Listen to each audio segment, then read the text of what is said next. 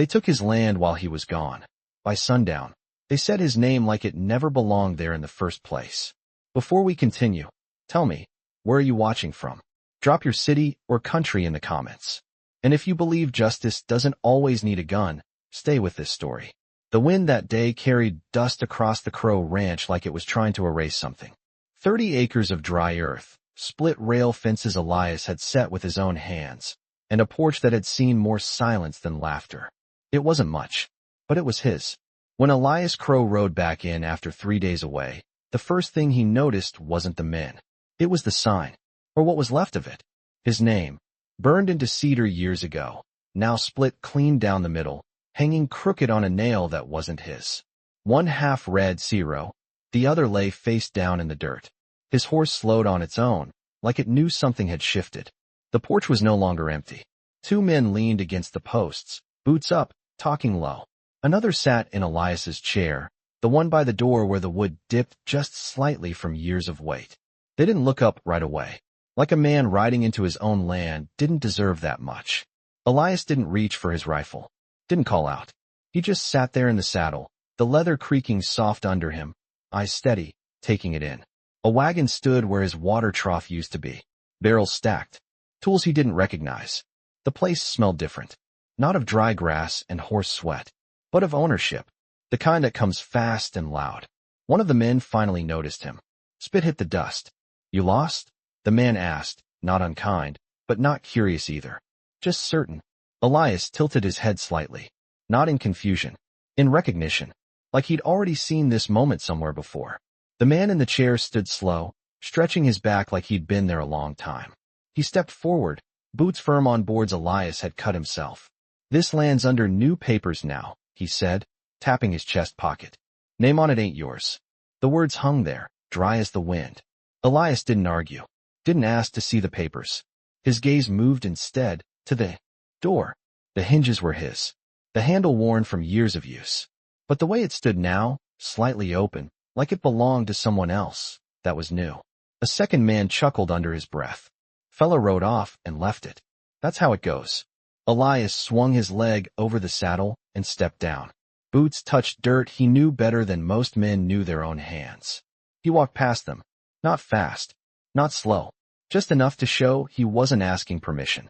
The man by the door shifted, unsure for a second, then stepped aside. Not out of respect, just uncertainty. Inside, the air was different. His table pushed against the wall. A stranger's coat hanging where his used to be. The small iron stove still there, but someone had polished it.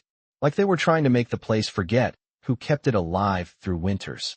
Elias reached the far wall. His fingers brushed against the empty space where the sign had once been stored during storms. He stood there a moment, quiet. Then he turned, walked back outside, and bent down. The other half of his name lay in the dirt. He picked it up, ran his thumb along the split edge. The wood was still fresh where it had broken. Not long ago. The men watched him now, waiting for something. A protest, a threat, maybe a mistake. Elias looked at the broken sign, then at the land stretching out past the fence line. Sun hanging low, shadows long across every inch he'd ever worked. He didn't raise his voice, didn't even look at them again. He just turned back to his horse, slid the broken piece into his saddlebag, and pulled himself up in one smooth motion. Leather groaned. The horse shifted, and without a word, Elias Crow rode away from his own land like a man, leaving something unfinished, not lost. The road did not ask questions, and neither did Elias Crow as he followed it west, the rhythm of his horse steady beneath him. Each mile stretching the silence he carried like a second skin. The sun dipped low behind him, painting the plains in long shadows that seemed to reach back toward the land he had just left, but he did not turn around. A man who had built something with his hands knows the weight of losing it, but he also knows when something has been taken without a fight. It is not gone, only waiting. By nightfall, he made camp near a dry creek bed, the kind that only remembered water in the spring. He unsaddled his horse, moved slow and deliberate, every motion familiar, unchanged, as if the world had not shifted at all. That was Elias, the kind of man who did not let the ground beneath him decide who he was. He lit a small fire, just enough to warm his hands, not enough to call attention. The stars came out one by one, clear and sharp in the wide western sky, the same sky that had watched him drive the first fence post into that land years ago. Back then, he had nothing but a borrowed hammer, a tired horse, and a promise he never spoke out loud. He remembered the way the earth felt under his boots that first morning, dry but honest. No one wanted that land. Too far from town, too little water, too much wind. But Elias had seen something else. Not what it was, but what it could become if a man stayed long enough. And he did. Through seasons that gave nothing back, through winters that tested the bones, through summers that cracked the ground open like it was tired of holding together. He stayed. Because staying was the only thing he knew how to do. He had built the cabin board by board. Each cut measured twice. Each nail driven with care, not because anyone would see it, but because he would. There was no audience out there. No one to impress. Just the quiet understanding that a man's work should outlast his voice. He had named the place only once, carving his last name into that cedar plank, not for pride, but so the land would remember who first believed in it. Crow. Simple. Honest. Enough. The fire cracked softly as Elias reached into his saddlebag and pulled out the broken piece of wood. He held it in both hands, turning it over, feeling the rough edge where it had been split. Not by time. Not by weather. By someone who wanted it gone. His thumb traced the letters slowly, like he was reading something written long ago. He did not smile. He did not frown. But something settled behind his eyes, quiet and steady. He placed the wood beside him on the ground, careful, like it still held weight beyond what it was. The wind shifted, carrying the distant sound of coyotes somewhere far off. The kind of sound that reminded a man he was never truly alone out here, just far enough from others to hear himself think. Elias leaned back slightly, eyes on the horizon even in the dark, seeing not what was in front of him, but what had already happened. The men on his porch, the papers he had not read, the way the sheriff would have looked the other way without saying a word. He had seen it before, not to him, but to others. Land did not always belong to the one who worked it. Sometimes it belonged to the one who could take it and make it look right on paper. But paper did not hold fences together. Paper did not carry water in the dry months. Paper did not remember the hands that bled into the soil to make it worth something. Elias understood that better than most. And he understood something else too. He had not fought.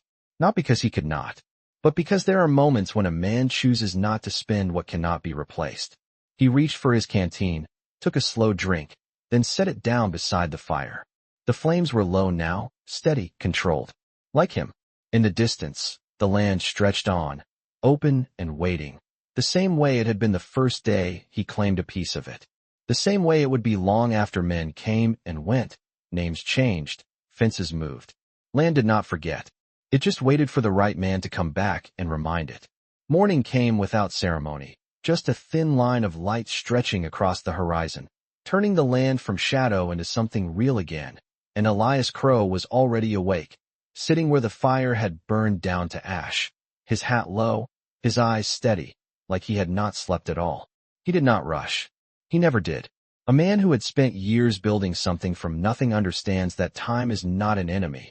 It is a tool, and only fools try to outrun it. He saddled his horse in silence, checked the straps twice, the way he always had, then mounted and turned north, not toward town, but toward higher ground where the land rolled into long stretches of rock and scrub, where fewer men traveled and fewer questions were asked. By midday, the sun hung sharp overhead, heat pressing down in waves that made the distance shimmer, and still Elias rode on, not chasing anything, not running either, just moving with purpose that did not need to be spoken. He passed no one, no wagons, no riders, just the quiet sound of wind brushing over dry grass and the steady rhythm of hooves marking distance in a language only men like him understood.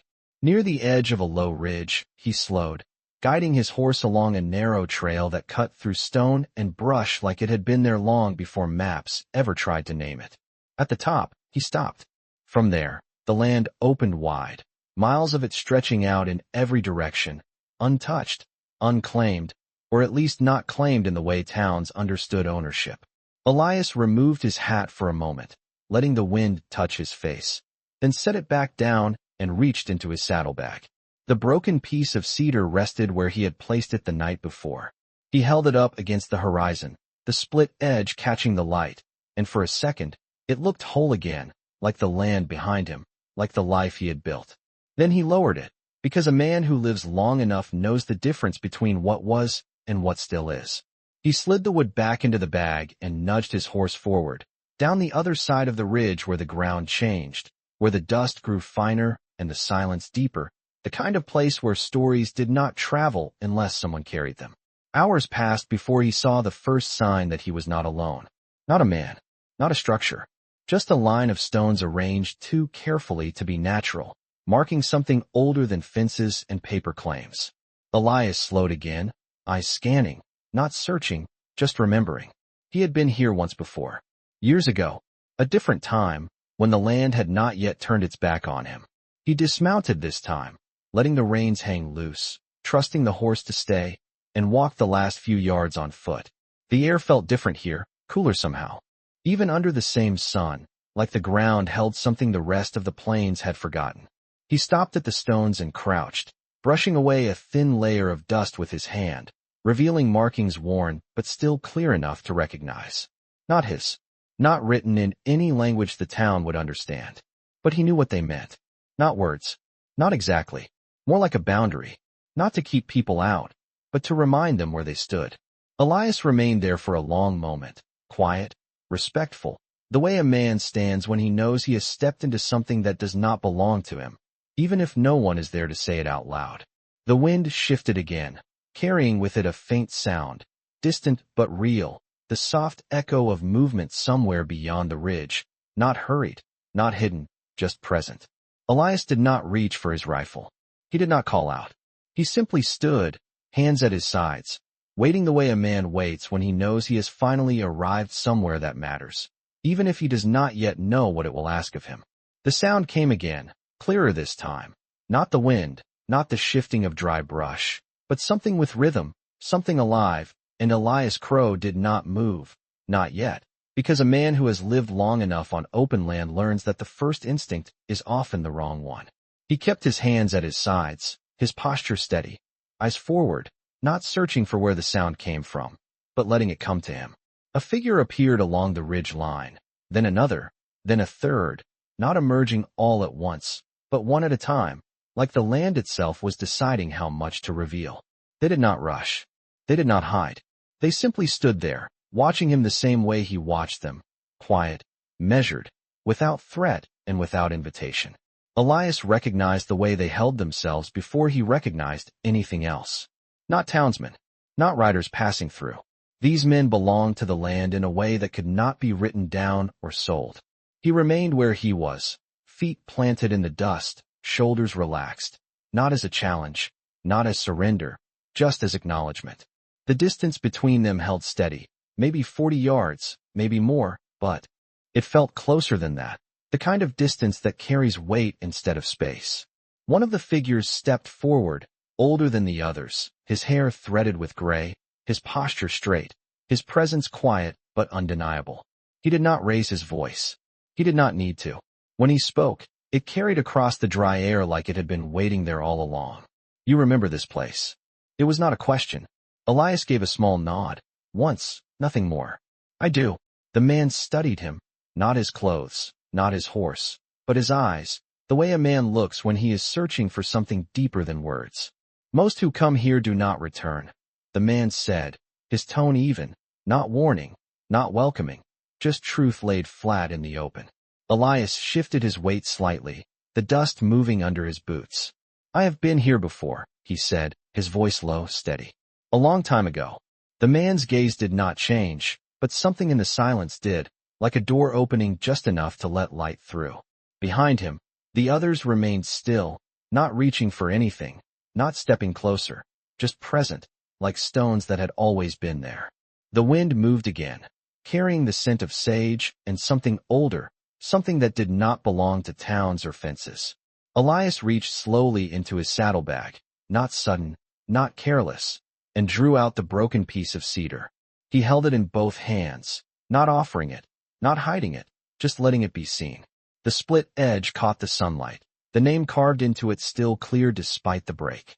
The older man's eyes dropped to the wood, then lifted back to Elias, and for the first time, There was a shift, small, but real. Recognition, not of the object, but of what it meant. They took it from you, the man said, again not a question. Elias did not answer right away. He looked down at the wood, his thumb tracing the carved letters, then back at the land stretching behind the ridge, far beyond what either of them could see from where they stood. They are standing on it, he said finally. The words were simple. No anger, no bitterness, just fact.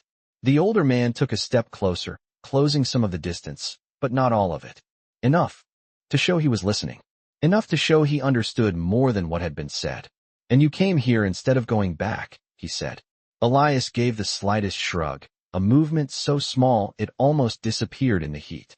Going back right away would not change what they believe, he said. It would only prove it. The man's expression remained calm, but there was weight behind his eyes now. Something like respect, something like memory. So you came to remember what does not belong to them, he said. Elias did not nod this time. He simply stood there, the wind brushing against his coat, the land stretching wide in every direction, and the broken name resting in his hands. I came because this place does not forget, he said quietly. The silence that followed was not empty. It held something, something building, something waiting to take shape. Behind the older man, the others shifted just slightly, not in tension, but in awareness, like the moment had moved from one thing into another. The man looked past Elias then, toward the open land beyond him, as if measuring something that had not yet arrived. When he spoke again, his voice was just as calm, just as steady, but now it carried something more. Names can be broken, he said, his eyes returning to the cedar in Elias's hands. But the land remembers who stood for it. Elias did not respond. He did not need to, because for the first time since he rode away, he was no longer standing alone. The wind carried no urgency, yet something in the air had changed, the kind of shift a man feels before he can explain it. And Elias Crow stood there with the broken cedar in his hands, no longer just a piece of wood, but something that had begun to take on weight again, not because it was whole, but because it had been seen. The older man stepped closer, closing the distance to where only a few yards separated them now, close enough that Elias could see the lines time had carved into his face, not as weakness, but as memory worn into skin. There was a winter, the man said, his voice steady, many seasons ago, when a man came through this land with nothing but a horse that could barely stand and a coat that was not enough for the cold. Elias did not speak, but his eyes shifted slightly, not away, not down, just enough to acknowledge that he was listening. He did not ask for help, the man continued, and no one offered it at first, because men who do not ask often carry something others do not understand. The others behind him remained silent, their presence unchanged, but the space between them and Elias felt different now, not empty, not guarded, just open in a way that did not need to be explained. Elias lowered his gaze for a moment, the memory not forced, not sharp, but steady, like something that had always been there waiting to be called forward. I remember the cold, he said quietly, and the way the ground felt like it would not let go of your boots. The older man gave the slightest nod, as if confirming something already known. You stayed, he said. Not for long, but long enough. Elias let out a slow breath, not heavy, not light, just enough to move the dust at his feet.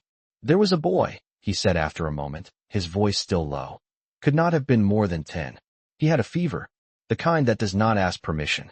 The man's eyes did not leave him, but something behind them shifted again, deeper this time. My daughter's son, he said.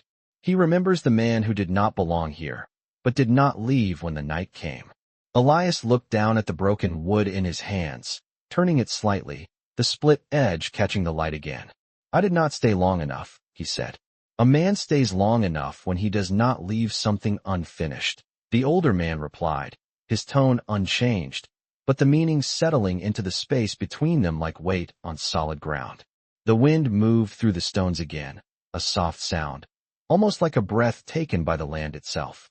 Elias lifted his head, his eyes meeting the man's once more, not as a stranger now, but as something closer to recognition. I did not come here for that, Elias said. The man's expression did not change, but there was no challenge in it, no doubt, only quiet understanding. No man ever does, he said. But the land remembers what men forget.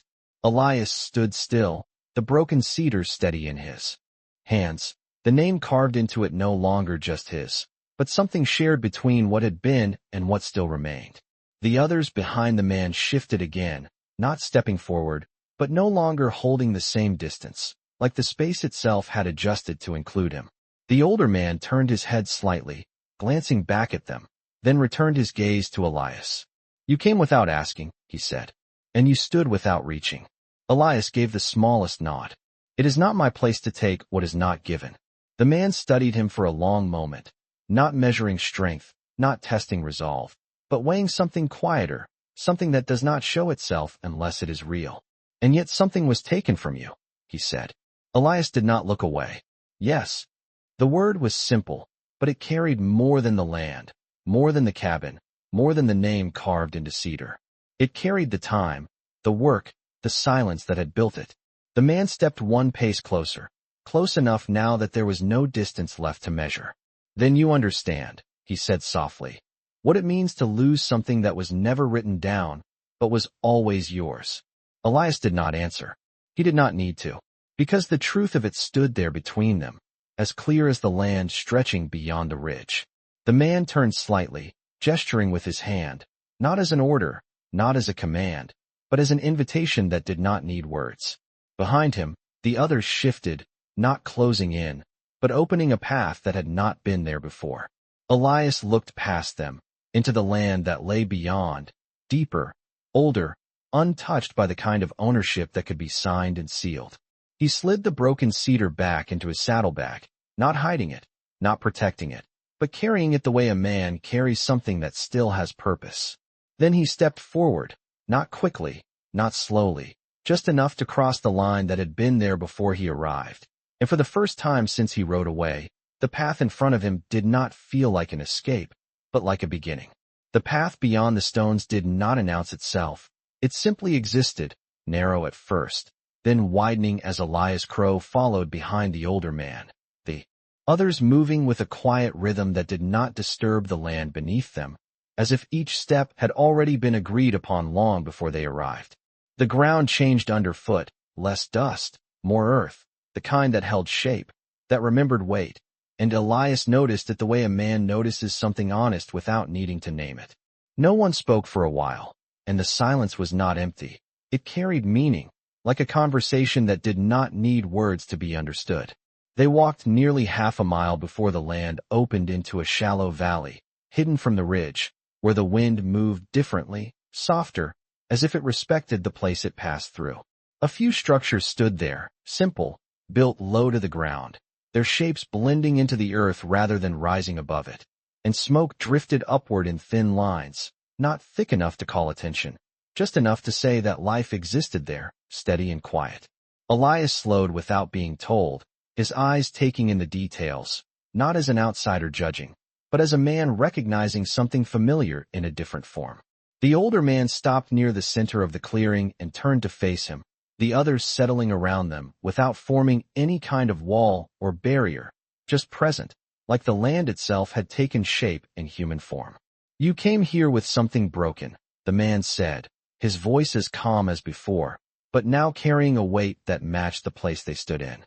Elias reached into his saddlebag and pulled out the cedar again, holding it at his side, not raising it, not hiding it, just letting it be part of the moment. "It was broken before I arrived," he said. The man nodded once, slow, deliberate. "Things are often broken before we see them," he replied. A woman stepped forward then, older, her hair pulled back, her eyes steady in a way that spoke of years spent watching more than speaking. She carried a small bowl in her hands, steam rising from it, the scent of herbs faint but clear in the air. She did not offer it right away. She simply stood there, waiting, the way one waits when the next step belongs to someone else. Elias looked at the bowl, then at her, then back at the older man. "You do not take what is not given," the man said quietly, not as a reminder, but as acknowledgement. Elias gave a small nod. "No." The woman stepped closer then, extending the bowl just enough that it crossed the space between them. "Then take this," she said, her voice soft but certain. Elias reached out and accepted it with both hands, careful, respectful, as if the weight of it mattered beyond what it held. The warmth seeped into his fingers, grounding, real. He did not drink immediately. He simply held it for a moment, then lifted it slowly and took a single sip. The taste was unfamiliar, but not strange, the kind that settles into a man rather than surprises him. He lowered the bowl and handed it back, just as carefully as he had received it. The woman nodded once and stepped back without another word. The older man watched this exchange, then turned his gaze toward the horizon beyond the valley, where the land stretched out toward the place Elias had come from. Men who take land with paper believe they understand ownership, he said, his tone unchanged, but the words settling deeper. But land is not held by ink. It is held by those who stand for it when no one is watching. Elias followed his gaze, seeing not the valley, not the ridge, but the ranch that had been taken, the porch, the broken sign, the men who now stood where he once did. They believe it belongs to them, Elias said. The man nodded slightly. Because no one has shown them otherwise. The words hung there, not as a challenge, not as a command, but as something waiting to be understood. Elias stood still, the wind brushing lightly through the valley, carrying the scent of earth and smoke, grounding him in a place that felt older than the conflict he carried. I did not come here to gather men, he said after a moment. The older man turned back to him, his expression unchanged, but his eyes holding something steadier now. No man ever thinks he does, he said. Then, after a pause that stretched just long enough to matter, he added, but sometimes a man comes here so others can decide whether to stand with him. The silence that followed was not empty. It held the shape of something forming, something not yet spoken but already understood. Behind the man, figures began to move, not hurried, not forced, just stepping into place, like pieces of something larger aligning without instruction. Elias did not react quickly. He simply stood there, feeling the weight of the moment settle into him. Not heavy, not overwhelming, just real. The broken cedar remained in his hand, the name still split, but no longer alone in what it carried. And for the first time, the distance between what had been taken and what could be returned no longer felt like something measured in miles, but in something quieter, something that did not need to be claimed, only recognized. They did not gather all at once.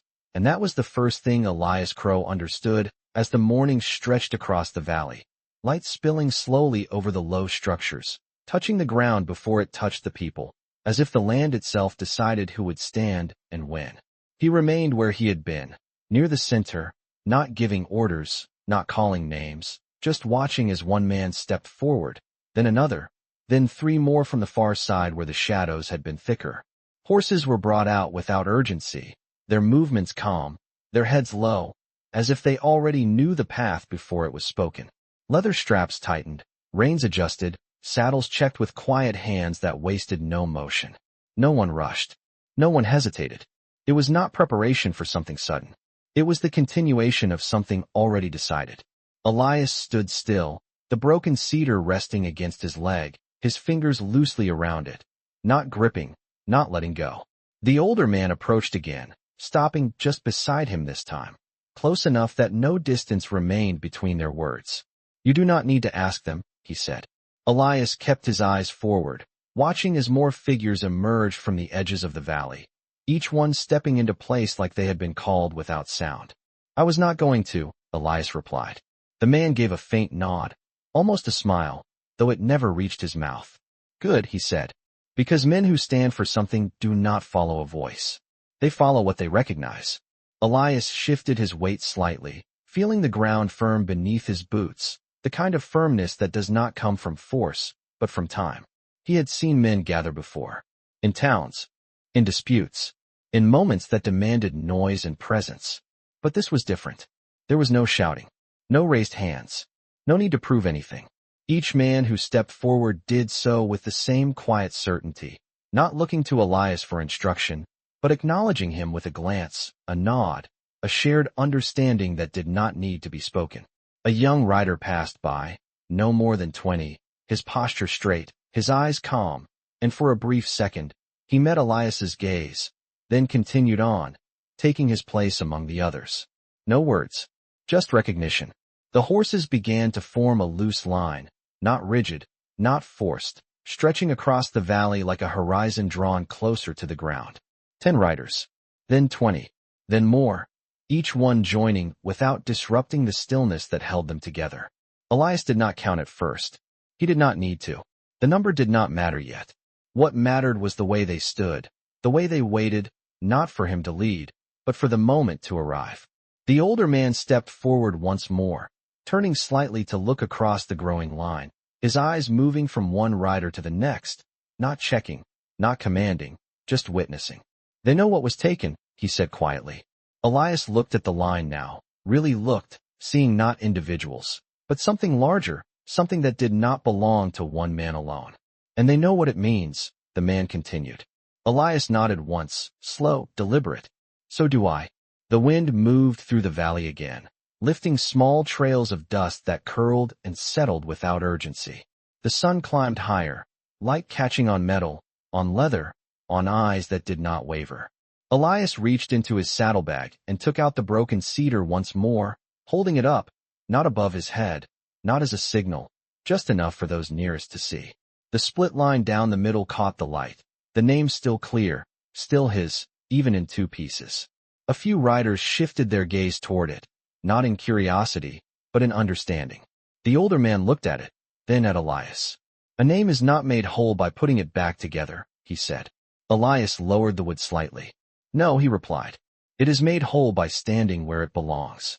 The man gave a small nod, stepping back this time, not away, but into the line, becoming part of it rather than apart from it.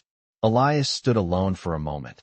Though he was not alone anymore, the space around him filled with quiet presence, with men who had chosen to stand without being asked.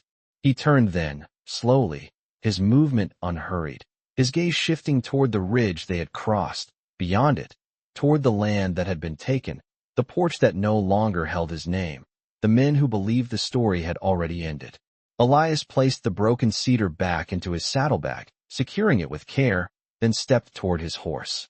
He mounted in one smooth motion, the leather settling beneath him, the familiar weight returning without effort. He did not raise his voice. He did not give a command. He simply turned his horse toward the ridge. And one by one, without signal, without sound, the riders turned with him.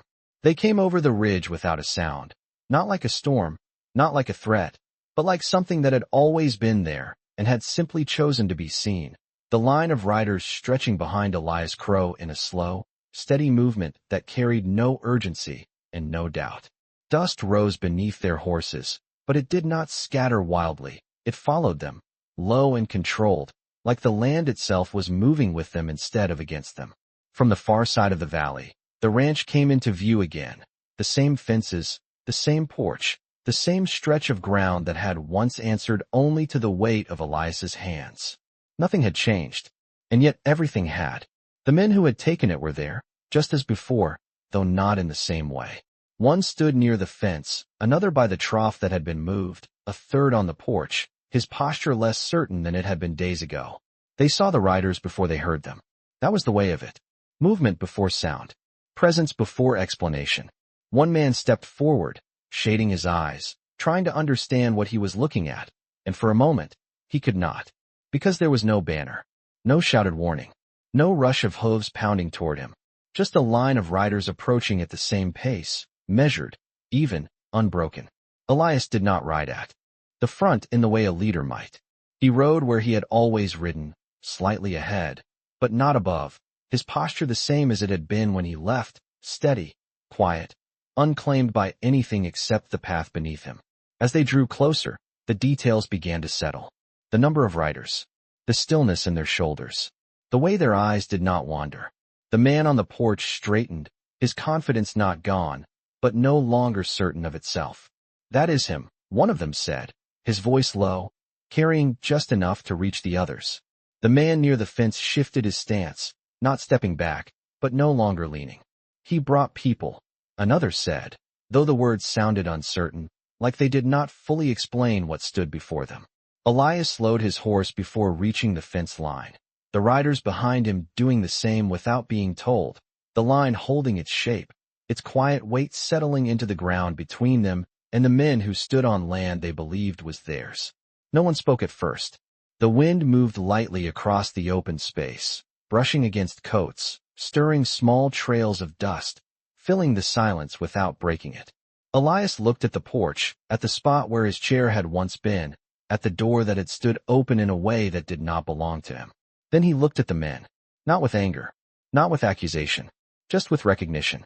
The man from the porch stepped down slowly, boots meeting the ground with a sound that felt louder than it was.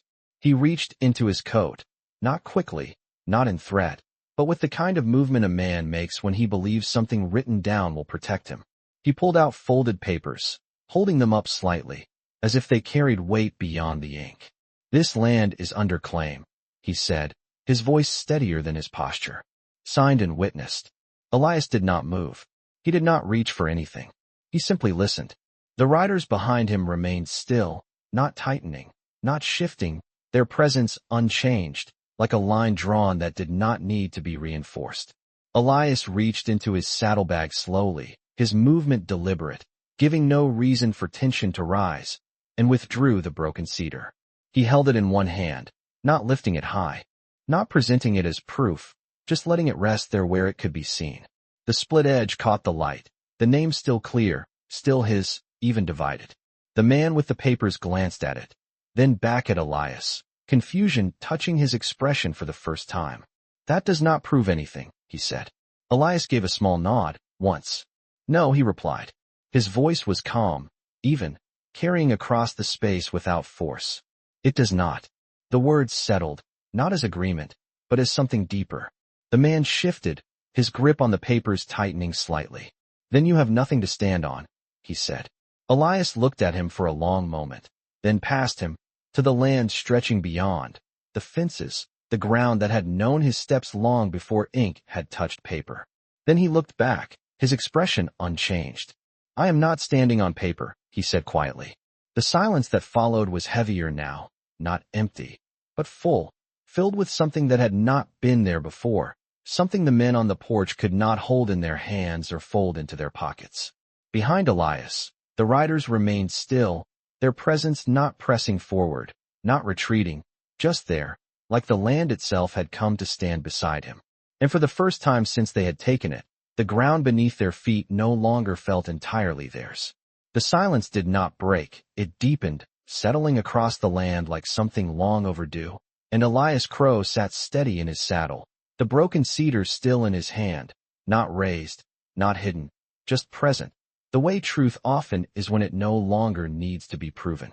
The man holding the papers looked from Elias to the line of riders behind him, then back again, his certainty thinning in a way he could not quite control. He unfolded the papers as if that would restore something, smoothing them with his hands, glancing down at the ink like it might speak louder the second time. "It is signed," he said, though the words carried less weight now, like they were being said for himself more than anyone else. Elias listened, his expression unchanged, his eyes calm, not fixed on the paper, but on the man who held it. "It is written," Elias replied, his voice low, steady, carrying just far enough. He paused, not for effect, but because the moment required it. But it was not earned. The wind moved again, brushing lightly across the open space, stirring the edges of the paper in the man's hand, as if even it did not hold still under that truth. One of the other men shifted his weight, glancing toward the riders, then back at the ground beneath his feet, like he was beginning to feel something he had not expected. The porch behind them stood quiet, the door still slightly open, the way it had been when Elias first returned, but now it no longer looked like an invitation. It looked like something waiting to be closed.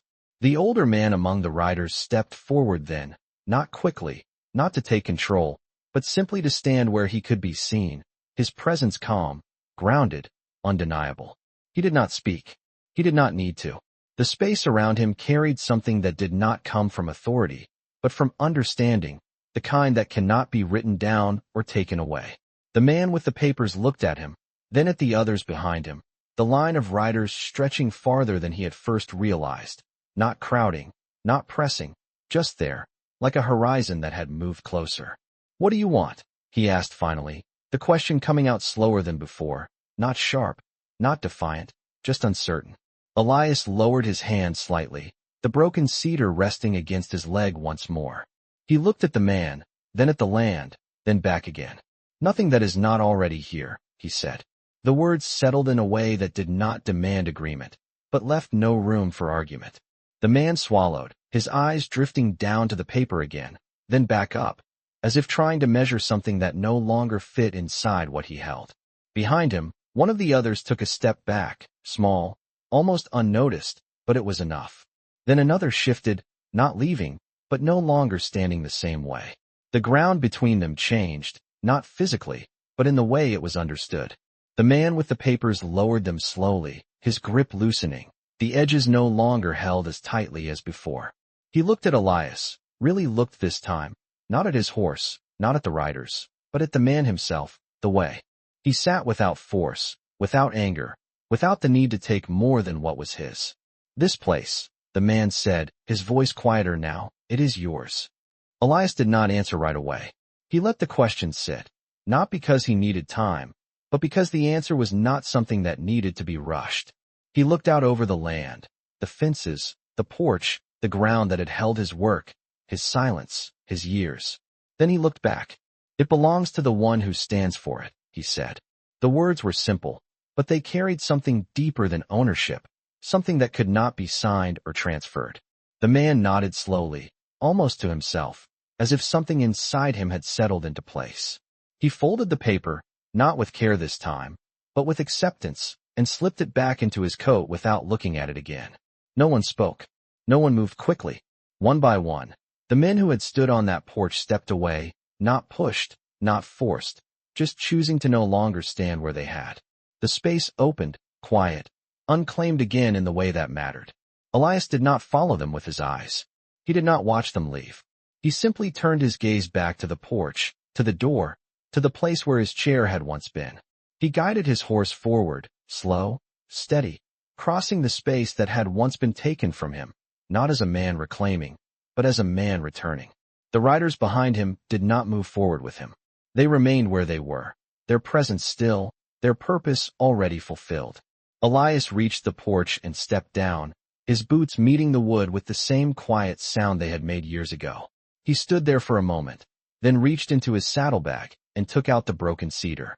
He looked at it, the split lines still clear, then walked to the door and set it gently against the frame, not fixing it, not forcing it whole, just placing it where it belonged. He stepped back, his eyes resting on it for a moment longer, then turned away, the wind moving lightly across the land, carrying no sound, no declaration, just the quiet understanding that some things do not need to be made whole to be right again.